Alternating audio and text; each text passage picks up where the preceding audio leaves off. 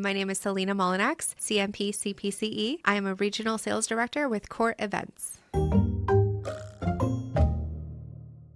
CORT Events is a national company. We provide decor in terms of furniture, associated accessories with furniture like rugs and pillows, and also drape and greenery to go along with that as well. We're a Berkshire Hathaway company, and my role now, I've been there for 8 years, and I am in my first year of management after being in sales for the last 7 years. So now I am a regional sales director, and I oversee a team of 5 people throughout South Central to Southeast, everywhere from Texas all the way up to Virginia. So planning and coordinating events has always been something I've done. Going back to even at the age of 13, I had a small company, where I would plan parties for my friends.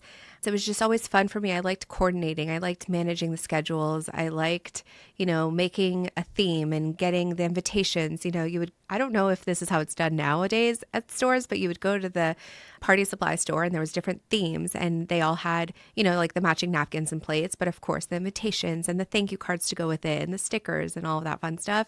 I just thought it was so much fun to coordinate everything. Then I got to college. I didn't know what to do. And so I went into, at UCF, business thinking, okay, well, I like businesses. I like entrepreneurship.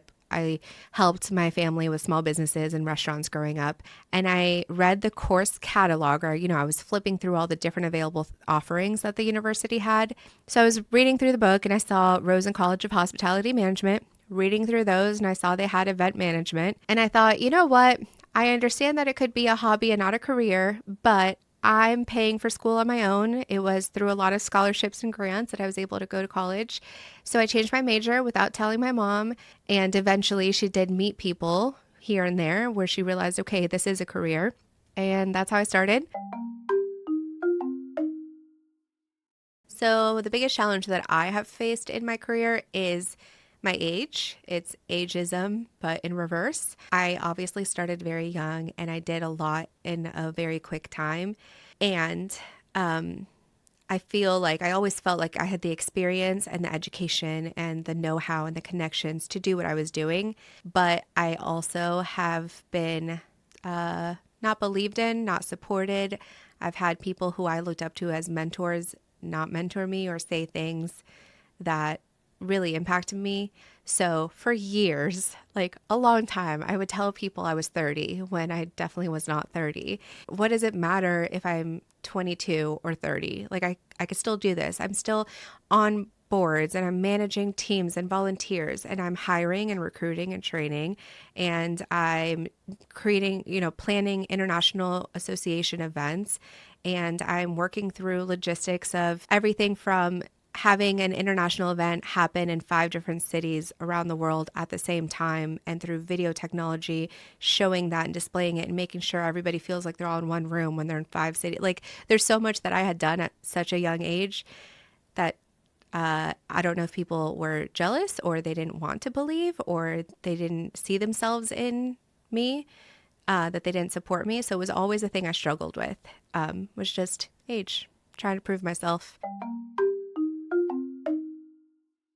One of the things I'm very proud of is the people I've mentored in this industry. I was very fortunate when I worked at my previous job. It was a small business. It was a DMC. It was women run. And because it was a small business, I was able to wear a lot of hats and do a lot in that. And with that, I helped with everything when it came to interns. So from hiring and onboarding and training and guiding and mentoring and just educating them on what our industry is. It was hard because every semester there were new interns. Semester, I think, was like 8 weeks. It was so short by the time you got to meet them and got to go through some events. But because of the semester internship positions that we had at that company, I had over 30 interns while I was there. And with each of them, I tried to build a true relationship. I tried to, we'd connect on social media and I would take them to networking events. And I really took pride in mentoring them. I was also part of the Rosen College Alumni Mentorship Program, and I continue to be. And through there, I would also have 1 to 2 mentors a year that were current students. And it's just mentoring. And then it got to the point where people in the industry would come up to me and ask me to mentor them. And what was very eye-opening is when age didn't matter anymore. When I had people older than me or people who had been in the industry for decades longer than me ask me to mentor them, that's when I realized, okay, there is something here. I do have something to share. First is going to be inclusivity. The biggest eye-opening thing for me about this was when I had somebody come up to me at an industry networking event and say, and let me know that they don't see themselves in the room. When they walk into the room, they don't see anybody like them, somebody that they could relate to. And it was very eye-opening for me because it's something I never thought about. I walk into rooms and I feel like I can connect with anybody.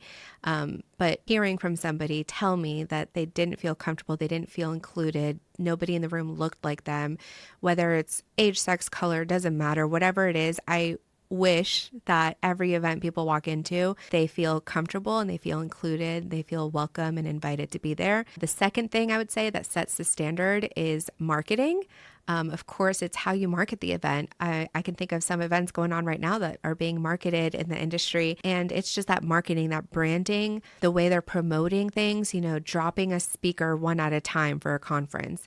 And then the third thing I would say is personalization. Think about the influencers, think about experiential marketing events. It's how do you create something en masse for everyone, but each person feels like it was created just for them. One piece of advice that I would give to anybody starting in the event industry is just to be open. What I love to tell college students or even people breaking out into the industry for the first time is be open. I started one of my internships that I spent 3 years at was at the Nickelodeon Suites Resort. During my interview, they said, what do you want to do in your career? What's your passion? What's your goal? And I told them I wanted to plan events. And they said, okay, well, we don't have events, so why do you want this job? And I explained that I want the experience, the knowledge. I want to know how hotels work. I need to know what RevPAR is and how to get a free upgrade now that I'm in the real world. Or I need to know whose decision is it to price things a certain way, or which budget does it align to. All the experience is helping you. So if it has nothing to do with your dream job, whatever you want to do one day, find skills that you're doing within that job to be able to present to them when you're interviewing for the job that you do want. So, you can tweak and say, I learned how to communicate. I learned the importance of XYZ. I learned why this skill is so necessary in what I do in my everyday. I learned how many people it really does take to plan an event that sets the standard.